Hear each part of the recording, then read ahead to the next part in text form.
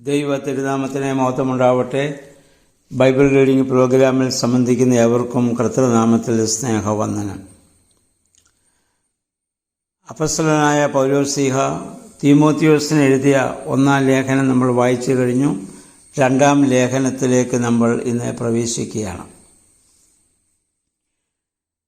പൗലോസ്ലീഹ എഴുതിയ അവസാന ലേഖനമായിട്ടാണ് ഇതിനെ കാണുന്നത്. താൻ അധികം താമസിയാതെ ലോകം വിട്ടു പോകും എന്ന് ഈ ലേഖനത്തിൽ പൗലോസ്ലീഹ പറയുന്നുണ്ട്.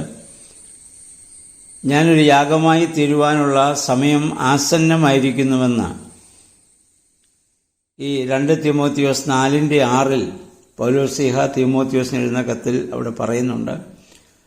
അതുകൊണ്ട് അദ്ദേഹത്തിൻ്റെ മരണസമയം അടുത്ത സമയത്താണ് ഈ 2-ാമത്തെ ലേഖനം എഴുതുന്നതാണ് വേദപണ്ഡിതന്മാരുടെ അഭിപ്രായം.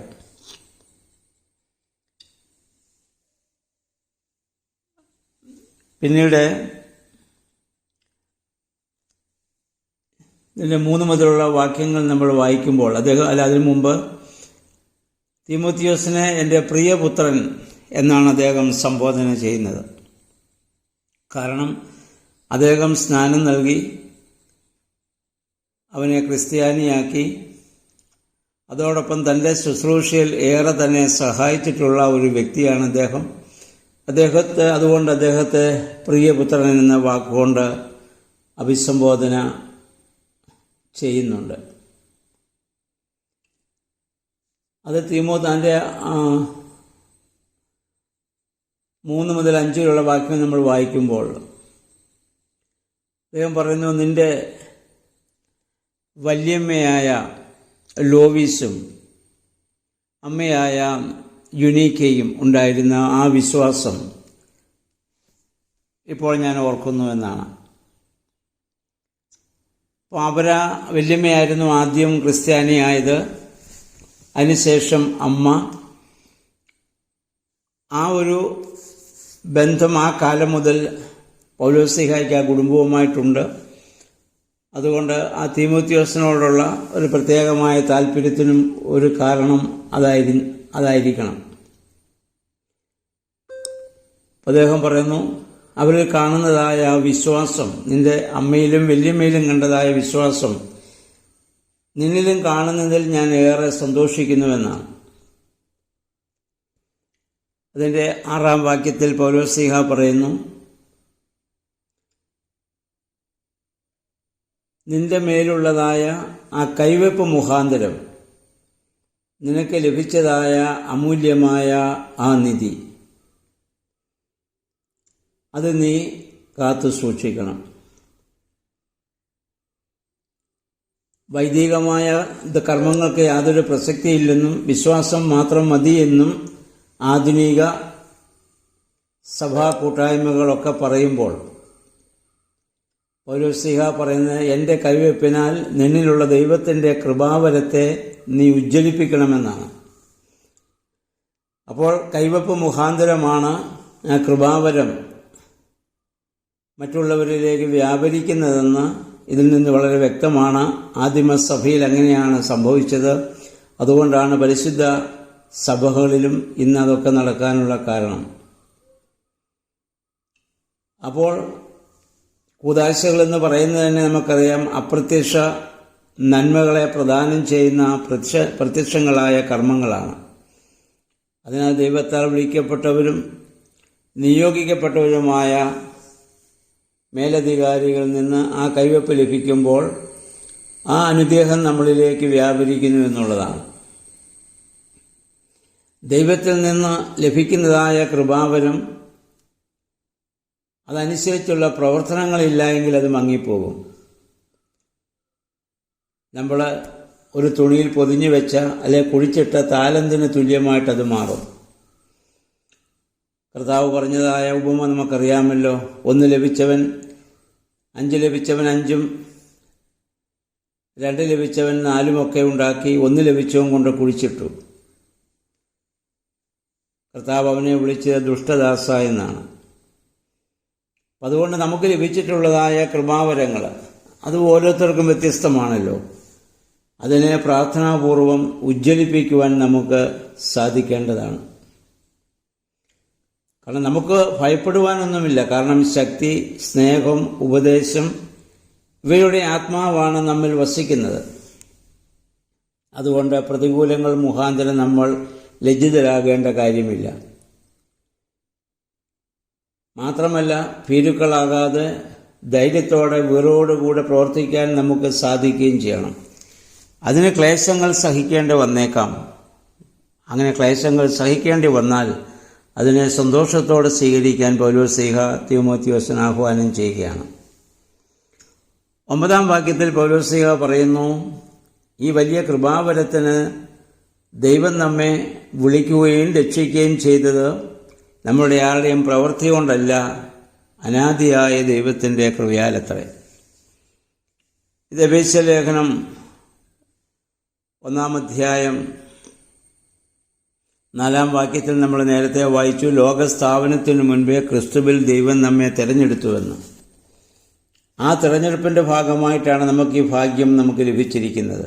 യിരെമ്യാവോടും ദൈവം അരുളി ചെയ്തല്ലോ, നീ നിന്റെ അമ്മയുടെ ഉദരത്തിൽ ഉരുവാകുന്നതിന് മുൻപ് ഞാൻ നിന്നെ അറിഞ്ഞു വിസ്തീകരിച്ചു, ജാതികൾക്ക് പ്രവാചകനായി നിയമിച്ചുവെന്ന്.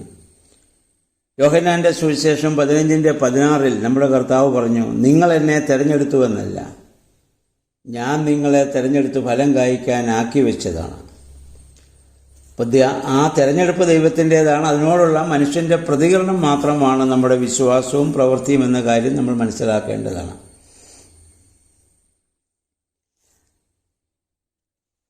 പിന്നീട് അതിൻ്റെ 10-ാം വാക്യത്തിൽ വരുമ്പോൾ പൗലോസ്ലീഹ പറയുന്നു, നമ്മുടെ കർത്താവിൻ്റെ വരവിനാലും മരണത്താലും ജീവനും മരണമില്ലായ്മയും എന്തെന്ന് വെളിവാക്കിയ തൻ്റെ കൃപയാലത്രേ. അപ്പോൾ ഈ സുവിശേഷം വിജാതികൾക്ക് നൽകുവാൻ തക്കവണ്ണം പ്രസംഗികനായും ശ്ലീഹായായും ഉപദേഷ്ടാവായും എന്നെ നിയമിച്ചിരിക്കുന്നത് എൻ്റെ ദൈവമാണെന്നുള്ള ഉത്തമ ബോധ്യം എനിക്കുള്ളതുകൊണ്ട് ഞാൻ അശേഷം ലജ്ജിക്കാതെ പീഡകൾ സഹിച്ചുകൊണ്ടിരിക്കുകയാണ്. അപ്പം ഈ ഒരു ബോധ്യം നമുക്കുണ്ടാവണം. ദൈവം നമ്മെ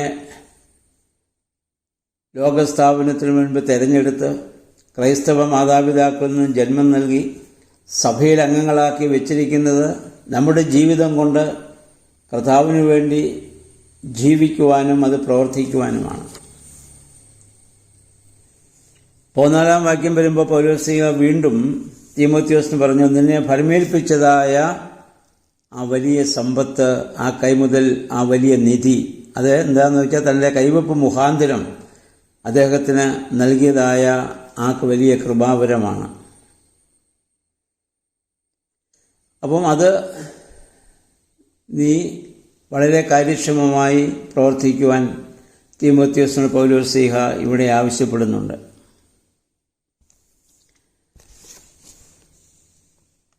പിന്നീട് അദ്ദേഹം അതിൻ്റെ 15 മുതലുള്ള വാക്യങ്ങൾ നമ്മൾ വായിക്കുമ്പോൾ അദ്ദേഹത്തിനെ ഏറെ സഹായിച്ചിട്ടുള്ള ഒരു വ്യക്തി വാങ്ങിപ്പോയി.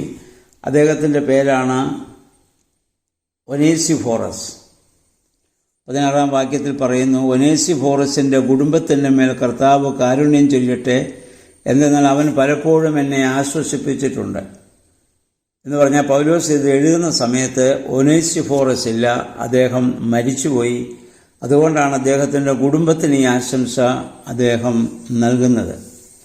മാത്രമല്ല, അദ്ദേഹത്തിന് വേണ്ടി അദ്ദേഹം ആ മരിച്ചുപോയ ആൾക്ക് വേണ്ടി പ്രത്യേകം പ്രാർത്ഥിക്കുന്നു.